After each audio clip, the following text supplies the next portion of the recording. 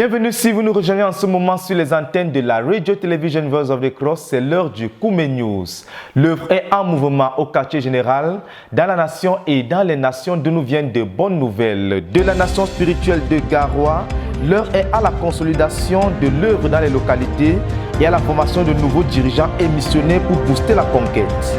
Dans la ville de Garoua et dans les localités, les missions se multiplient donc à cet effet. Dans la province spirituelle du Sud-Ouest, s'est tenue la traditionnelle convention annuelle réunissant les dirigeants, les missionnaires et les saints venus de toutes les localités de la province. Et nous irons à la fin au Sénégal où le travail de consolidation de la vaste moisson libérée par le Seigneur bat son plein. Formation des jeunes convertis, implantation des églises de maison, tout s'accélère sur le terrain tel que nous le verrons dans ce journal. Restez connectés.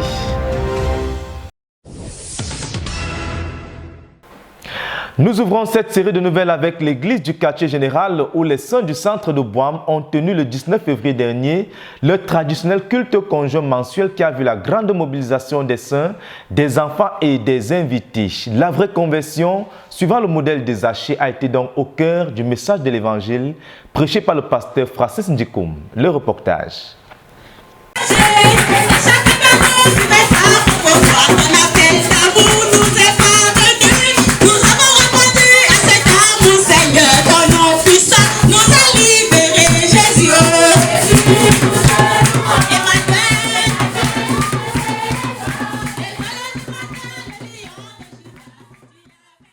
Dimanche 19 février dernier, les saints du centre de Bouam dans l'église du quartier général ont organisé un service conjoint. Les actions de grâce, la louange et les témoignages ont été au cœur de la coordination de la rencontre qui a été assurée par la sœur Agnès Mala qui a également procédé à la présentation des différentes assemblées qui ont rendu témoignage les unes après les autres. Ce temps de réjouissance des saints a cédé la place au message de l'évangile prêché par le pasteur Francis Ndikoum du centre de Bouam qui a présenté la vraie repentance et son fruit à partir de l'exemple des Zachée dans le passage de Luc chapitre 19 versets 10 à 11. La bonne disposition de cœur des Zachée quand il est allé vers Jésus a attiré le regard du Seigneur sur lui. Et c'était Jésus qui l'a appelé à relever l'orateur. Ainsi, plusieurs vont à l'église pour rencontrer Dieu et l'église est l'un des lieux où Jésus peut se révéler. Mais la disposition du cœur est déterminante, insista l'orateur. Et l'entrée de Jésus chez Zachée a provoqué une vraie repentance de sa part. Il a répondu à la visitation de Jésus par la repentance. Ainsi, une véritable rencontre avec Jésus produit la vraie repentance, conclut-il, avant de lancer l'appel à ceux qui voulaient répondre au Seigneur Jésus-Christ. En réponse au message, 10 personnes ont répondu à l'appel et se sont réconciliées avec Dieu. Me voici devant toi. Parce que je crois que tu es le Fils de Dieu. Tu es l'agneau de Dieu. La prière pour les malades, la bénédiction des saints et un repas de communion sont venus marquer la fin de cette grande fête du salut. À Dieu soit toute la gloire. Tu as porté mes péchés. Tu as porté mes maladies. Tu as porté mes malédictions. Tu as porté ma souffrance. À présent, des nouvelles des provinces spirituelles avec le Sud-Ouest où s'est tenu du 16 au 19 février dernier leur traditionnelle convention annuelle qui a vu la mobilisation des dirigeants, des missionnaires et des saints venus massivement des différentes localités de la province pour prendre part à ce grand rendez-vous annuel de ce côté-là de notre œuvre. C'est un compte rendu signé Yassine Bekolo.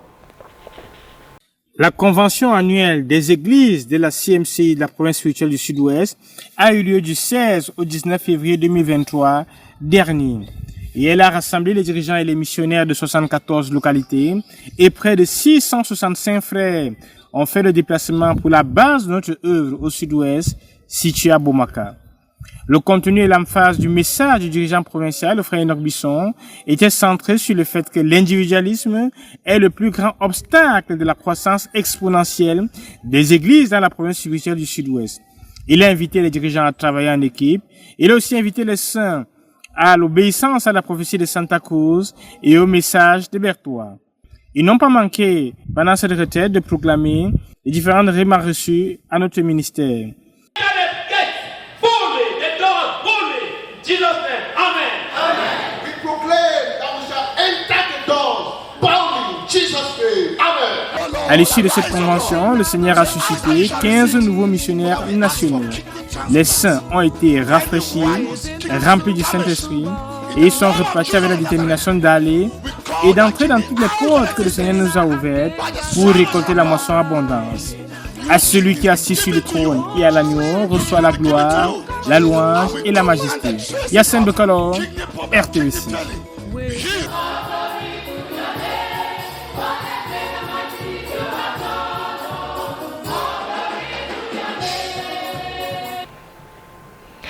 À Ebolova, dans la province spirituelle du Sud, s'est tenue une retraite des dirigeants convoquée par le pasteur Innocent, dirigeant provincial. Au cœur des activités, le message de Berthois, le ministère de la parole et des séances de compte rendu des avancées de l'œuvre dans les différentes localités de la province. Un compte rendu signé Yassine Bekolo.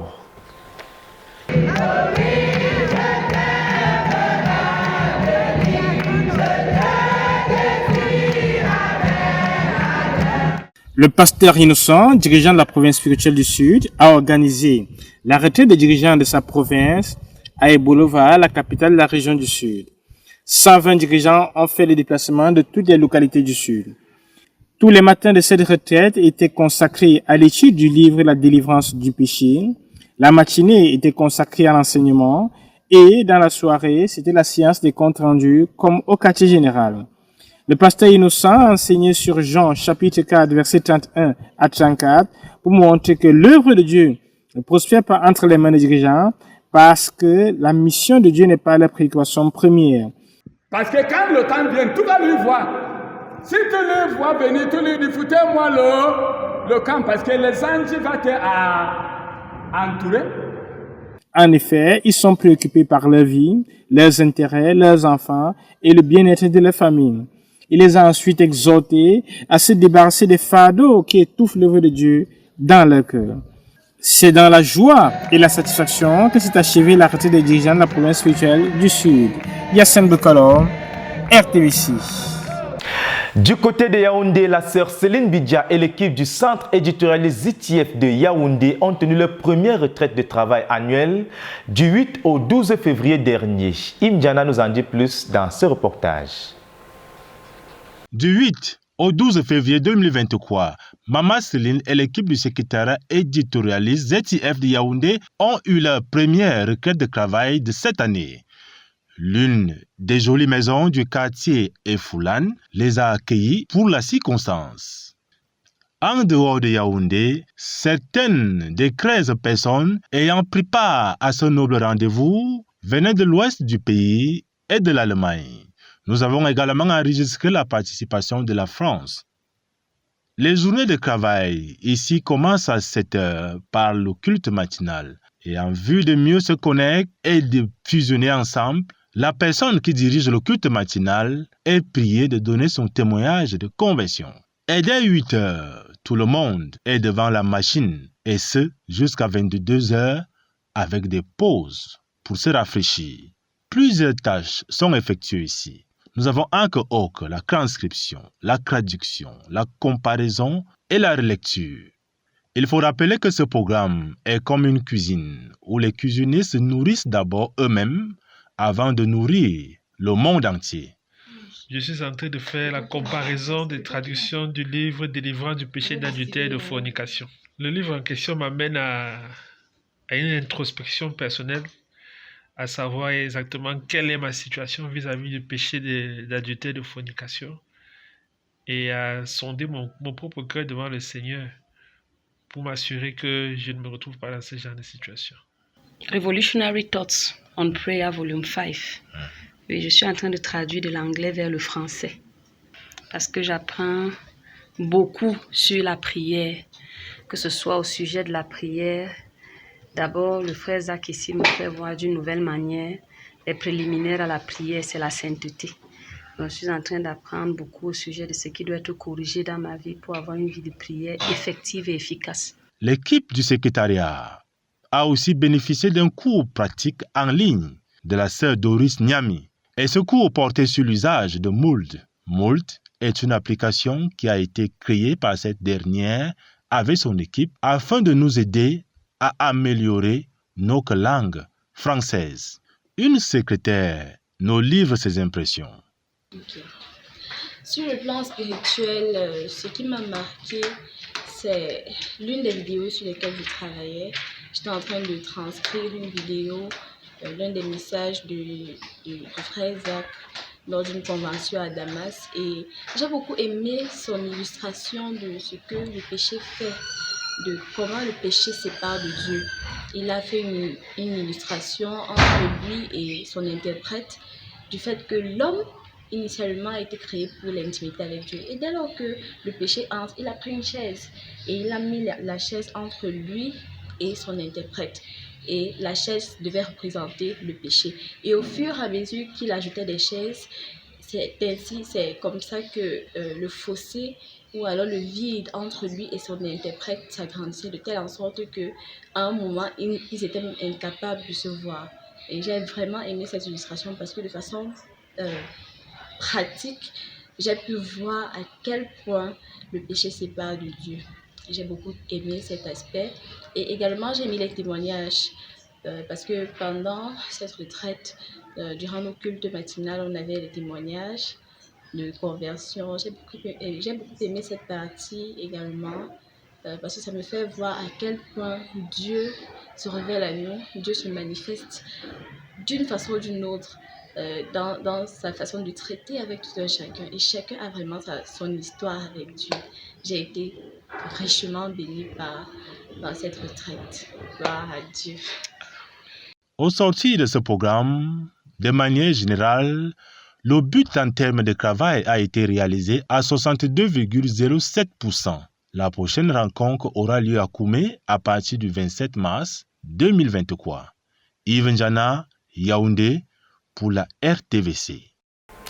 Toujours à Yaoundé, l'évangélisation bat son plein au centre de Messassi où le pasteur Bertrand Kamsou et son équipe sillonnent les localités sur l'axe Yaoundé-Obala pour la pénétration, le gaiement des âmes et l'implantation des églises pour booster la croissance. Le reportage.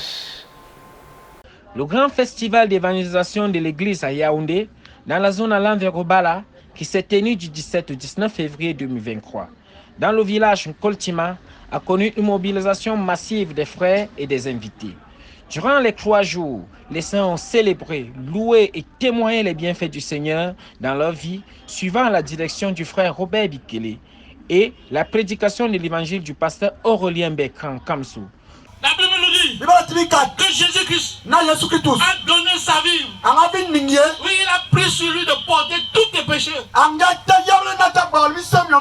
pris sur lui tous tes péchés. Toutes tes iniquités. Il les a portés sur lui. Ça s'est très bien passé. J'ai aimé, j'ai adoré. Le Seigneur est merveilleux, il est glorieux. Amen. Au final, 85 personnes ont donné leur vie au Seigneur et 9 se sont fait baptiser. Rendez-vous a été pris en Komotou pour la prochaine campagne. À Dieu soit toute la gloire.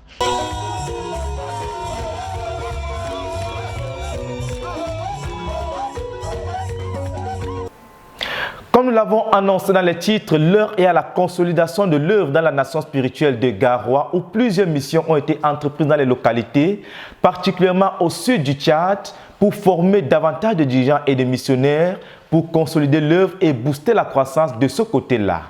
De même, dans la ville de Garoua, plusieurs activités sont en train d'être menées afin de booster la croissance et bâtir la méga-église dans la ville. Jonathan Edouard Yoga nous en dit plus dans ce reportage. Dans la Rema 2023, le Seigneur nous a dit « Maintenant, je veux que vous vous leviez et avanciez avec foi et courage, et que vous récoltiez ma moisson, ma glorieuse et puissante moisson. Pour vous, j'en appelle à un grand nombre de moissonneurs, et que tous aillent à la moisson. J'ordonne à mes dirigeants de mobiliser tous nos gens pour la moisson que je vous ai donnée. » Débordant d'amour pour le Seigneur, les frères dans la nation spirituelle de Garoua se sont levés pour obéir de tout leur cœur aux instructions du Seigneur à nous donner. Ainsi, des voyages ont été effectués dans plusieurs secteurs et zones de la nation spirituelle de Garoua pour mobiliser les frères et les équiper pour la moisson. Le 5 janvier 2023, ils quittaient la base à Garoua, au nombre de 3 sur une moto, dont l'État confirmait la main de l'Éternel dans chacun des plus de 300 km à parcourir en direction du sud du Tchad. Ceci pour une mission de 1 mois dont l'objectif principal était de consolider la moisson et susciter d'autres moissonneurs. Ceci en fortifiant les bases de conquête dans certaines localités du sud du Tchad. Susciter et former les moissonneurs locaux qui continueront le travail, tout ceci soutenu par une profonde intimité avec Dieu par chacun des missionnaires, s'assurant de façon impérative de ces 8 heures journaliers de temps passé dans la présence de Dieu. Le Seigneur s'est manifesté. 1 mois passé, le Seigneur a été fidèle. Sa parole s'est encore accomplie avec 39 baptêmes dans l'eau, 9 églises de maison, 63 familles transférées dans le royaume de Dieu, 130 témoignages de la main de Dieu, le don de plusieurs terrains et 72 dirigeants qui ont reçu une formation initiative. 17 d'entre eux se sont rendus à Djaloumi, localité camerounaise limitrophe au Tchad, pour un week-end spécial de mise à niveau accélérée avec l'initiation aux éléments de base de la vie chrétienne comme la prière seule dans le bulletin de 15 minutes, comment enseigner l'amour et le pardon de Dieu, mais aussi le culte familial. Ce week-end de formation a principalement été dirigé par le Saint-Esprit à travers sa servante, la sœur Marie Bello et son équipe. À partir de Jérémie 17, versets 5 à 8, elle encourageait les saints à prendre pour appui Dieu, car tous ceux qui se confient en le Seigneur, il les soutient et ils se réjouissent en Dieu. Dans le champ de mission, le principal soutien du missionnaire, c'est Dieu, qui est toujours fidèle. Maudit soit l'homme, afin ça y est de fou, qui prend pour appui les hommes. Oui, une soit de fou. Béni soit l'homme, afin de maintenant qui prend pour appui Dieu. Je peux vous dire une chose. Quand tu te confies en l'homme pour rencontrer tes besoins, ce n'est plus le christianisme. C'est ce que les gens ignorent. Ce n'est plus le christianisme. Le christianisme, c'est une vie centrée sur Christ. Mes enfants bien-aimés, votre heure a sonné. Levez-vous, votre saison de moisson, votre heure a sonné. Le temps de la grande moisson, le temps de la méga-église de 25 000 membres a sonné dans la ville de Garoua. Les jeunes et étudiants ayant reçu la continuité de Santa Cruz dans la ville de Garoua se sont levés comme des champions, des héros pour organiser la première édition de l'accueil de nouveaux étudiants et le lancement proprement dit du ministère des Jeunes et Étudiants le 11 février 2023. Avec l'aide de Dieu et déterminés de réussir cet événement, les jeunes et étudiants de la nation spirituelle de Garoua se sont engagés totalement pour la réussite du projet. En investissant 39 jeunes de 1 jour, 30 heures 13 minutes de prière en langue, 2 nuits de prière de 10 heures chacune et un siège de prière de 30 heures comme soutien apporté par l'équipe de prière de la maison de prière de Garoua pour toutes les nations, mais aussi en donnant beaucoup de contributions financières et matérielles.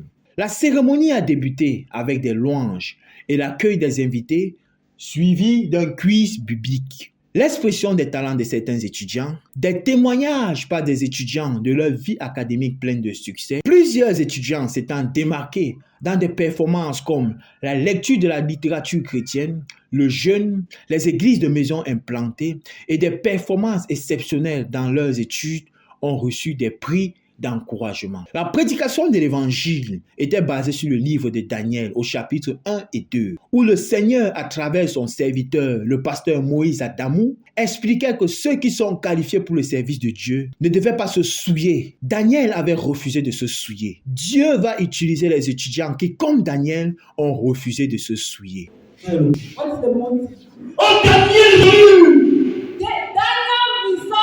n'est pas se souiller. Not to defile himself. Voilà un étudiant qui arrive à l'université. This is a student that arrives at university. Et la première résolution qu'il prend, And the first resolution that he takes into ce n'est pas de se souiller.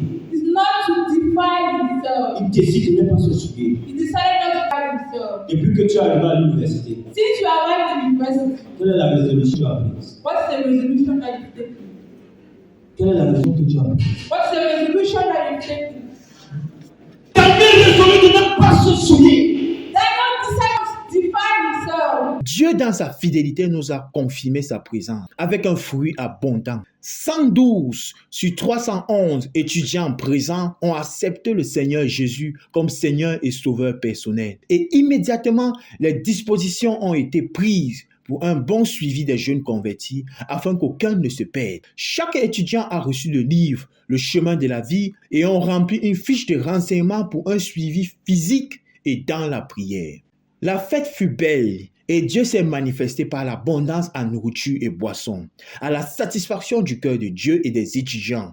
Nous bénissons le Seigneur. Avec la foi et le courage, nous allons avancer pour récolter la moisson et accomplir la pleine volonté de Dieu pour la nation spirituelle de Garoua. Car nous sommes un peuple plein de jeunesse et de vie. À Dieu soit toute la gloire. Pour RTVC depuis Garoua, je suis Jonathan Yuga.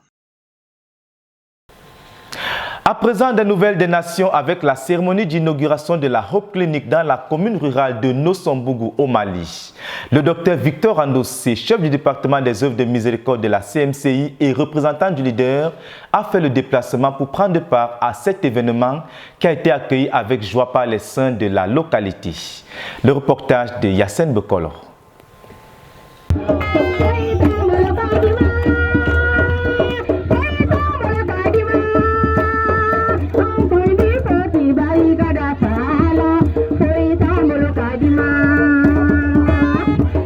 Le 18 février 2023 s'est tenu dans la commune rurale de Nosombougou, située à 75 km de Bamako, sur l'axe Bamako-Dakar, l'inauguration de la Hope Clinic.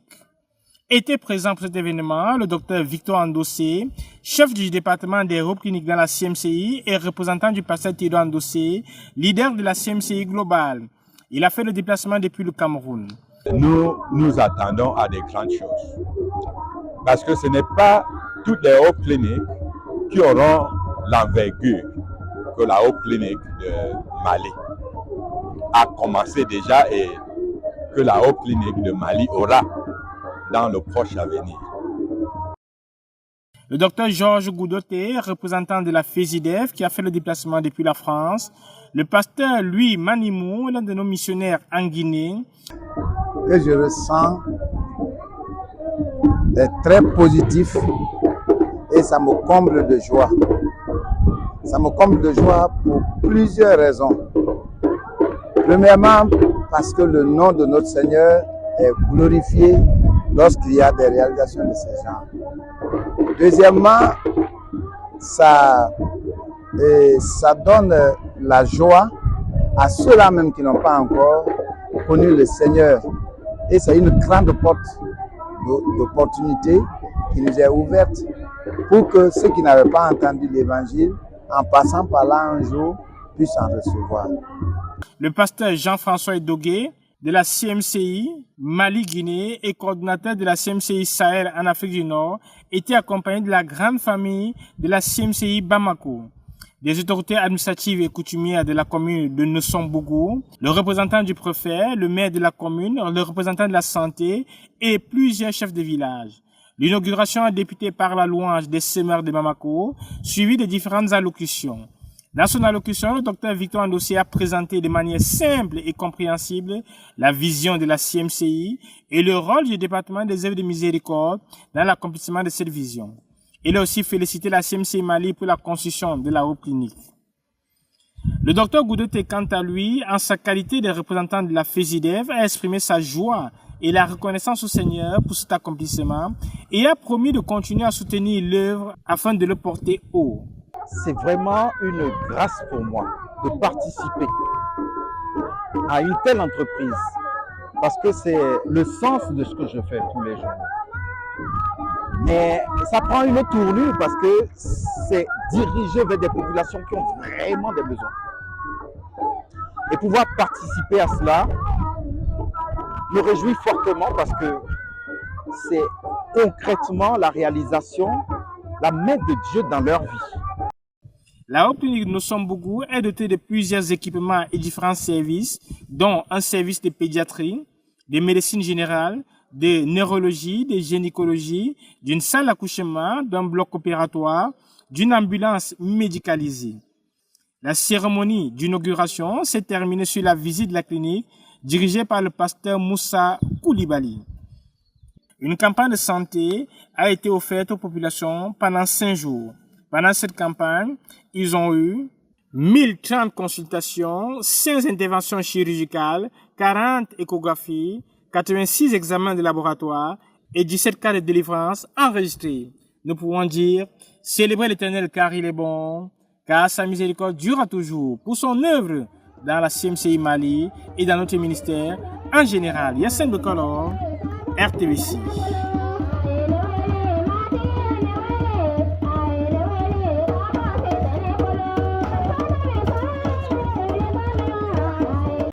Le pasteur Calvin Eko, dirigeant de l'œuvre au Gabon et par ailleurs coordonnateur de l'œuvre dans la sous-région d'Afrique centrale, s'est rendu du côté de la Guinée équatoriale où il a rendu ministère au sein, notamment sur le mariage, mais aussi sur le but. Le reportage.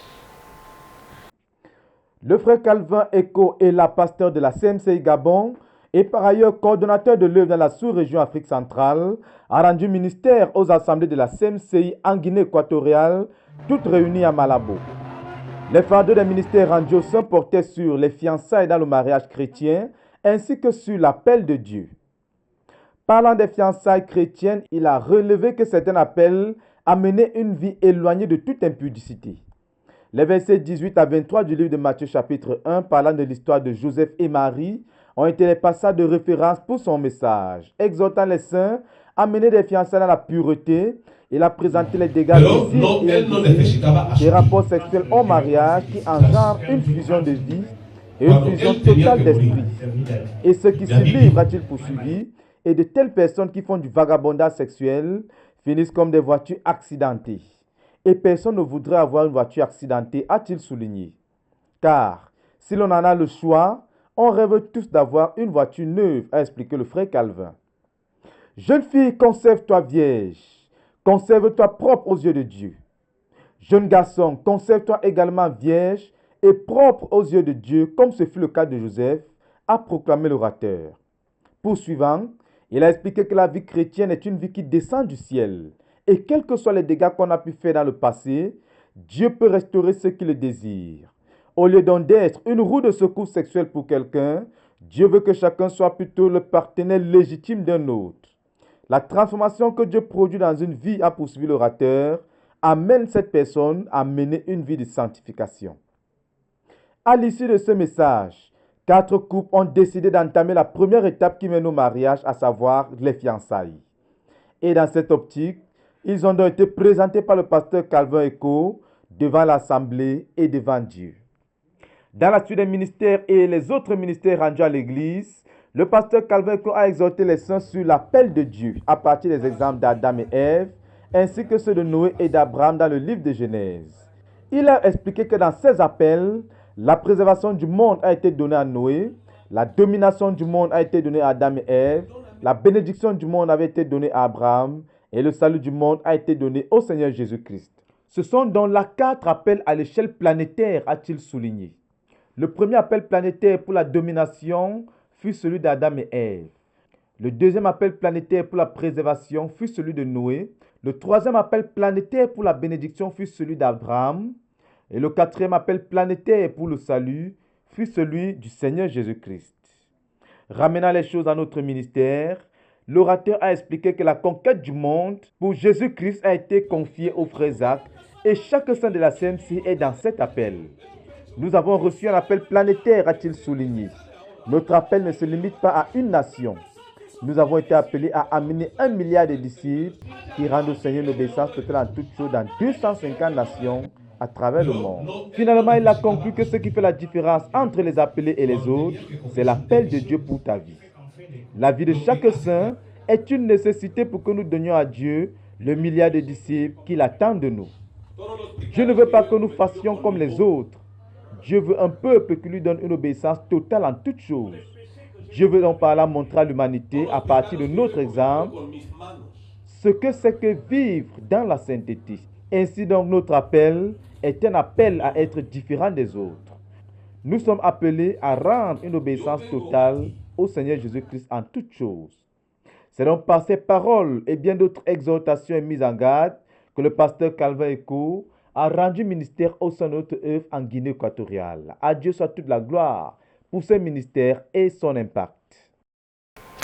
Nous refermons ce journal avec une brève nouvelle de l'œuvre en Australie où les saints de l'église à Melbourne ont été invités à rendre ministère par les membres de l'église baptiste dans la ville de Melbourne. Une équipe de plus de 5 frères ont donc fait le déplacement conduit par la sœur Esther Tsafa qui, à cette occasion, a présenté son témoignage de conversion et elle a également présenté notre ministère. Plusieurs personnes ont été conduites au Seigneur et sont en train d'être suivies. Des copies de nos livres ont été distribuées, en l'occurrence L'amour et le pardon de Dieu. Et les membres de cette congrégation ont sollicité d'avoir davantage de titres de nos livres. Et en réponse au ministère reçu, ils ont également offert environ 6 cartons de livres pour la bibliothèque pour la conquête du monde à Koumé. C'est sur cette bonne nouvelle de l'œuvre en Australie que nous allons refermer ce journal et nous vous donnons rendez-vous la semaine prochaine pour une nouvelle édition du Koumé News. D'ici à là, restez bénis.